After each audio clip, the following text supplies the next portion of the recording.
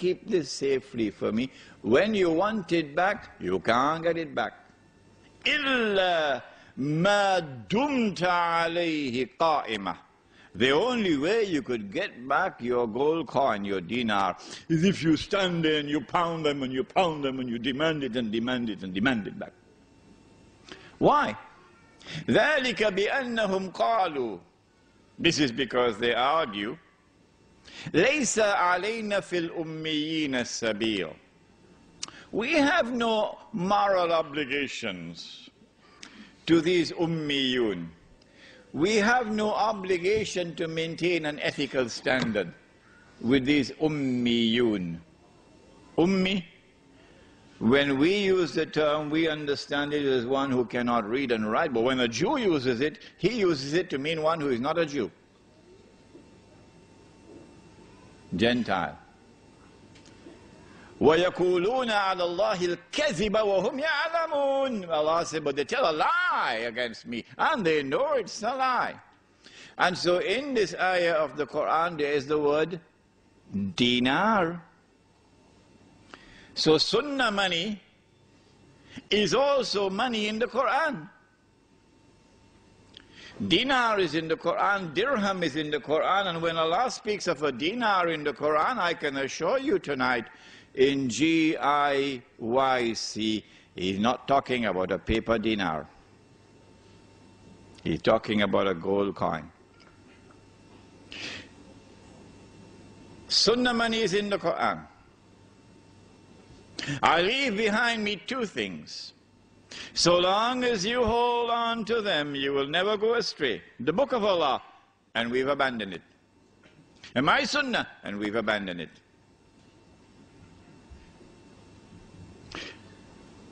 Why now was it haram to exchange 2 baskets of dates for one? Why was it riba? Answer: because dates were used as money. Since dates were used as money, if we permit a transfer of 1 on this side and 2 on this side, we will open the door for money to be lent on interest. That's why. Well, then why was it halal to exchange 4 camels for 1? Now that's an easy question. Who can answer that question for me? Yes? The 4 camels were male and the 1 was female. No, that's not the answer. Yes? That's the answer, correct. Because camels were not used as money. Did I tell you that story about the fellow who was paid his salary? He worked for the whole month, and at the end of the month he got his salary, and his salary was a camel. So he was taking the camel home when the camel died. So when he reached home, he said to his wife, salary died. Salary died. So wife said, go tell the boss. So he went and said, boss, salary died. Boss said, when I gave you salary, salary was alive. Salary was alive. Huh? Because animals are perishable. They can die. They can fall ill. If you use animals as money, you're going to have a mountain of problems on your head. And so animals were never used as money.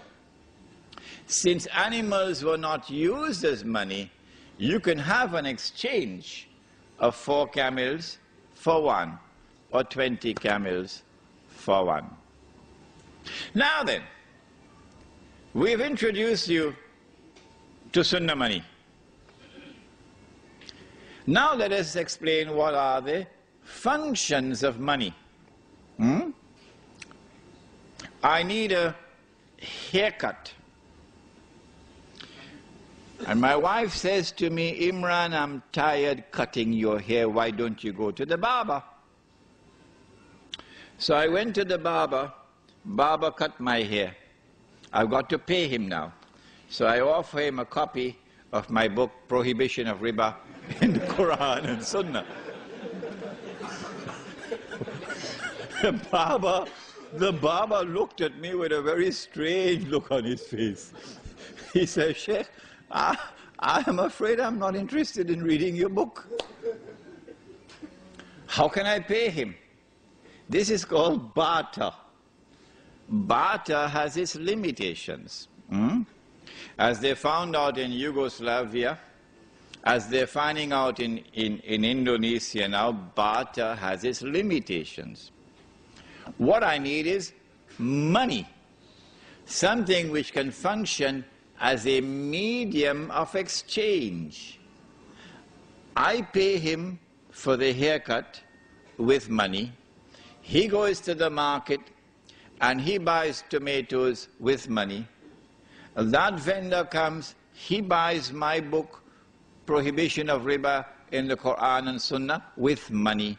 This is now money functioning as a medium of exchange. Allah subhanahu wa ta'ala, who created us with needs which cannot be satisfied except through buying and selling, must also have created money which can function as a medium of exchange. Sunnah money performed that function successfully. Yes, I know somebody will argue that it was not as convenient to have dates as money as it is to have some pieces of paper in your wallet. I know that argument. But the fact is that Sunnah money functions successfully as a medium of exchange. Second function of money. Second function of money. Every single home I went to in South Africa, every single home, it was a black woman. A black woman. As a domestic servant. Yeah. And she was working from morning until night. For the whole month. A black woman. So I scratched my head and I said, if that is Islam, I need to do some work here. Huh? That couldn't possibly be Islam. In every single home, a black woman, sometimes 2, sometimes 3, sometimes 4, as domestic servants, working from morning to night. That's a recipe for disaster. How much shall we pay her for her labor?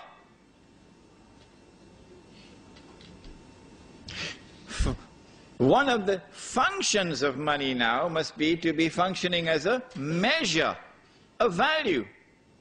What is the value of the labor of that woman? She works for the whole month, and a unit which she understands is a bag of corn. They call it mealie, the staple diet of the African people in southern Africa.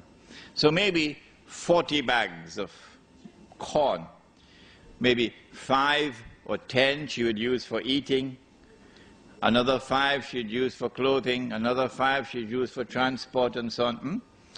40 bags of corn would be a measure of her value, of the labor. But then there's a third function of money. So long as we use Sunnah money functions successfully as a medium of exchange and as a faithful measure of value, so that she always got what would be a just wage. But there's a third function of money. If I work for the whole month and I get a salary with which I can buy a camel, you remember, and I take that money home and I say to my wife, put it away. 10 years later when I take it out,